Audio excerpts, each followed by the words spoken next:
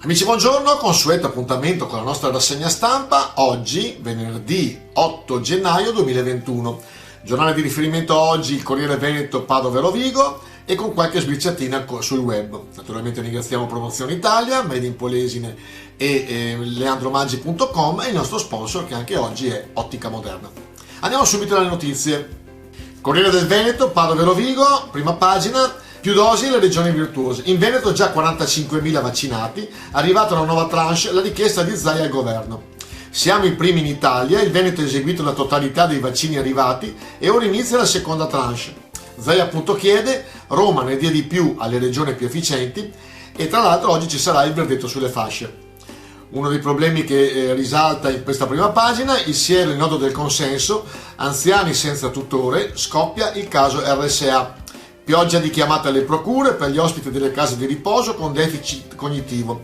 Non possono decidere i familiari per il siero e intanto emerge che il 30% degli operatori lo rifiuta.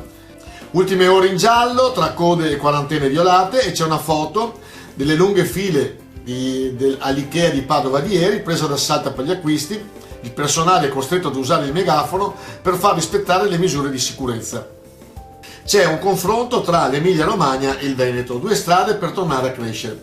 Pochi giorni fa l'Istat ha pubblicato i dati più importanti della richiesta prodotta nel 2018-2019. Il PIL in Veneto cresceva tra lo 0,8 e il 0,4, mentre in Emilia Romagna tra l'1,5 e il 0,7. Insomma, nel biennio il Veneto fa 1,2 come la media nazionale, mentre l'Emilia Romagna fa il 2,2, quasi il doppio, e la forbice si allarga, sono esattamente 3.000 euro di differenza per abitante. Poi c'è un altro fatto che abbiamo rilevato già l'altro giorno, che comunque infetti a spasso, prime denunce in precura, sul web le segnalazioni di gente positiva al Covid che non rispetta la quarantena. Tra l'altro, come abbiamo visto dalla prima pagina, ieri liberi tutti code all'Ikea, ma non solo all'Ikea, nei vari centri commerciali. Effettivamente ieri c'erano centinaia di persone, forse c'è anche questa voglia anche della gente di avere un minimo di vita sociale. Dopo il rosso una breve parentesi gialla per i locali, ma in tanti restano chiusi. Non conviene riaprire, dicono molti commercianti e soprattutto molti ristoratori, sarà dura arrivare a Pasqua. Poi Veneto verso l'arancione, oggi il verdetto. Alle 15.30 sarà annunciata la nuova classificazione nelle aree di rischio, gialla, arancione e rossa delle regioni. Stando alla bozza del provvedimento, il Veneto pare destinato a lasciare la zona gialla per passare all'arancione. Significherebbe mantenere il coprifuoco dalle 22 alle 5, la chiusura dei musei, mostre, teatri, cinema, palestra, piscine, sale gioco, scommesse bingo e slot machine e dei centri commerciali nei giorni festivi e prefestivi, ma anche subire 3 restrizioni in più. Bar e ristoranti potranno lavorare solo per asporto, sarà vietato il passaggio tra regioni e tra comuni, salvo comprovate esigenze lavorative e di salute, e la capienza del trasporto pubblico doveva essere ridotta al 50%. Aperti invece negozi, parrucchieri e centri estetici. Purtroppo quindi con i dati che abbiamo perlomeno questa mattina, il Veneto dovrebbe avere un nuovo RT di 1,2 e conta 638 casi testati di Covid ogni 100.000 abitanti. E l'incidenza, purtroppo questa qua del Veneto, più alta d'Italia e peserà molto nella classificazione di rischio in vigore da lunedì. Poi c'è una polemica da parte delle famiglie per la nuova ordinanza di Zaia, fioccano le polemiche tra chi è rientrato in aula. I genitori, lavoriamo, chi tiene il bambino se deve restare a casa, perché questa polemica? Perché la nuova ordinanza del presidente del Veneto Luca Zaia prevede che nel caso un alunno delle materne, elementari o medie risulti positivo, venga messo in quarantena automatica l'intera classe per 10 giorni. Prima venivano subito effettuati i tamponi sui compagni e se tutti risultavano negativi la classe, eccetto il bambino infetto, riprendeva le lezioni.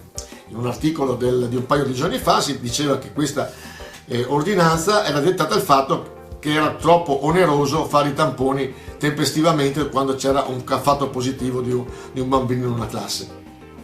Poi, parlando del fatto di cronaca più importante di questi giorni, che è appunto quell'assalto al Parlamento americano, Zaia, democrazia sotto attacco negli USA, 4 morti, che tra l'altro questa mattina sono 5 morti, il Parlamento preso d'assalto. A Washington c'è stato un attacco alla democrazia, un fatto gravissimo, dice Zaia, che devasta l'immagine internazionale degli USA. Scene simili si sono viste di recente solo in Libia. Fa un appello a Donald Trump: se ritieni di avere subito un torto, ricorri ai tribunali, segui la legge. Noi amministratori, dice appunto il nostro governatore, abbiamo l'obbligo di indicare la via giusta, non quella che porta al burrone. Andiamo nella striminzita pagina di Rovigo, appunto del Corriere Veneto, Padova e Rovigo. Virus, prima pagina, a dicembre mortalità boom, soltanto ieri ancora 7 vittime. Il sindaco Gaffeo afferma: in città 77 decessi, vaccinazioni rifiutate dal 17% degli operatori sociosanitari nelle case di riposo. Un'altra notizia interessante del comune di Rovigo: fondi, trasporto agli anziani, case pubbliche, crisi di pandemia, l'offensiva del comune. I servizi sociali, che presentano appunto il bilancio 2020 e i programmi, affermano che ci sarà un progetto importante che è social housing. Tramite la riqualificazione del patrimonio abitativo pubblico saranno garantite così forme di abitare supportato in cui madri o anziani soli, al pari di persone con disabilità, si vedranno assegnare appartamenti in cui coniugare le esigenze di autonomia col supporto assicurato di operatori sociali e mediatori educativi. A gestire l'assegnazione degli alloggi sarà direttamente l'azienda territoriale per l'edilizia residenziale, ATER, e quindi potranno essere disponibili per l'assegnazione almeno 180 alloggi, grazie alla manutenzione realizzate dall'ATER. Ricordiamo che ci sono 1433 alloggi popolari a Rovigo, di cui 1362 dell'ATER e 71 comunali, dei quali, e questa qua è la nota forse dolente, stando alla rivelazione condotta lo scorso novembre, 1088 sono assegnati su 1433, 55 in procinto di esserlo e 345, e sono tantissimi, in attesa di manutenzione. Ricordiamo che potrebbero usufruire del famoso sconto del 110% per la riqualificazione, e potrebbe essere un indotto importante per quanto riguarda anche tutte le imprese edili e non solo che gravitano nel settore appunto edilizio. Ultima notizia, in questa striminzita pagina di Rovigo del Corriere Veneto: pesca, reti a strascico vietate sul Po, e sono stati fermati dalla Guardia di Finanza di Porto Levante, che hanno sorpreso al largo di Punta Maistra di Porto Tolle un peschereccio intento alla pesca entro le 3 miglia della costa con reti a strascico. Andiamo sul web. Una prima buona notizia è che il focolaio di Lendinara si sta spegnendo e finalmente la fine dell'incubo si avvicina. Buone notizie appunto dalla casa albergo di Lendinara. Tante negativizzazioni tra gli anziani ospiti della struttura.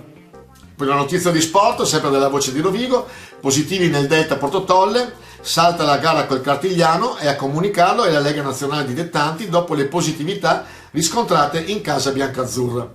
Altra notizia interessante, e che ci fa molto piacere rilevare, che il vescovo Monsignor Pavanello finalmente è guarito dal virus. Il terzo tampone ha decretato la fine dell'isolamento, ma riprenderà le attività dalla fine della prossima settimana. Auguri al vescovo di Adria Rovigo, appunto Monsignor Pavanello. Poi rileviamo una notizia da Facebook, da Veneto Ecologia Solidarietà, notizia rilevata dall'espresso.repubblica.it: in Veneto la regione non controlla più i veleni nelle acque. Il monitoraggio sulla contaminazione da PFAS nelle acque fluviali si è interrotta oltre un anno fa. Una ricerca ancora non sottoposta a peer review ipotizza un collegamento tra la presenza nel sangue di queste sostanze e il decorso grave del Covid-19. Niente screening, tutto si è fermato.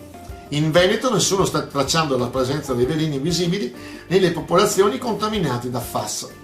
Augurandovi una buona giornata, ci vediamo domani mattina da Leandro Maggi, da Promozione Italia Made in Polesine, leandromaggio.com, è tutto. Ciao ciao!